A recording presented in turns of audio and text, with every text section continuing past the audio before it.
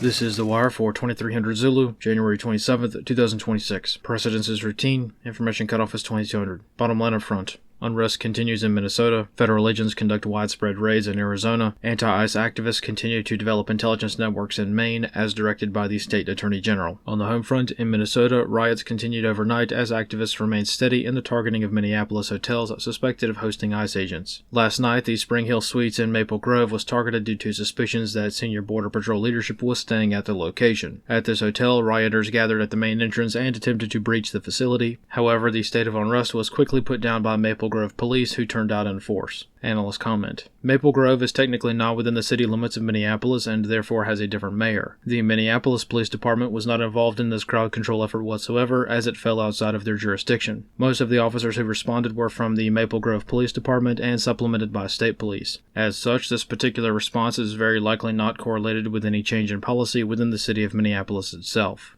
In Maine, anti-ICE demonstrations continue as before as local government officials begin entrenching resistance measures. Attorney General Aaron Frey has established a state-sponsored informant tip line for the purposes of tracking ICE agents, which coordinates intelligence reports regarding the activities of ICE agents throughout the state. Residents of Maine can email in reports of ICE sightings and other intelligence reports directly to the Attorney General's office. In Arizona, yesterday afternoon, multiple sites throughout the state were raided by Homeland Security investigators, and most of the targeted sites were Zips Sports Grill establishments. At the time of the raids, which targeted about 15 sites around the state, the reason for the raids was not known. However, ICE Watch spotters, seeing green uniforms, assumed this was some sort of immigration policing effort. However, this appears to pertain to a different investigation concerning a large-scale criminal enterprise involving drugs, identity theft, fraud, and other crimes. Analysts comment. Activist intelligence networks still showed up suspiciously quickly to the scene of all raids, turning out in numbers to carry out disruption operations for what they thought was an immigration enforcement operation. ICE personnel were observed on scene at a few sites to arrest any illegals that were incidentally discovered during the raids, and they were harassed by the mob as the operation was ongoing.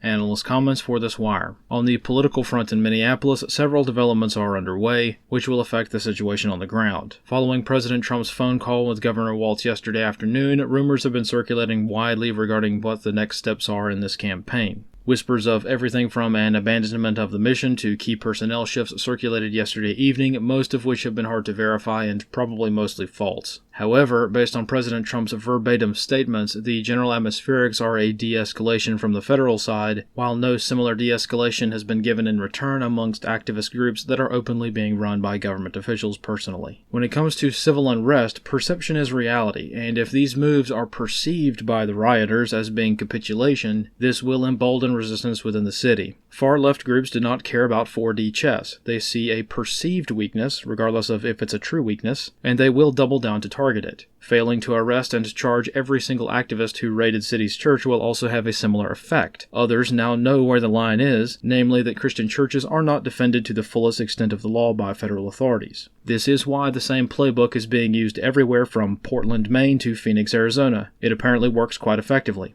However, it will be especially important to recognize where these tactics are being used but are not receiving the spotlight like Minneapolis has. Resistance is growing in Maine, and Arizona has been a hotbed of anti-ICE sentiment for a while. Around-the-clock protests are constant in Los Angeles, and major intelligence networks, such as MigraWatch, have tens of thousands of members and informants in Milwaukee, Wisconsin. Moving forward, similar efforts should be expected to continue in most other states, as localized groups continue to organize anti-ICE efforts freely and openly, many of which are being directly organized by elected officials. This concludes The Wire for 2300 Zulu, January 27th, 2026.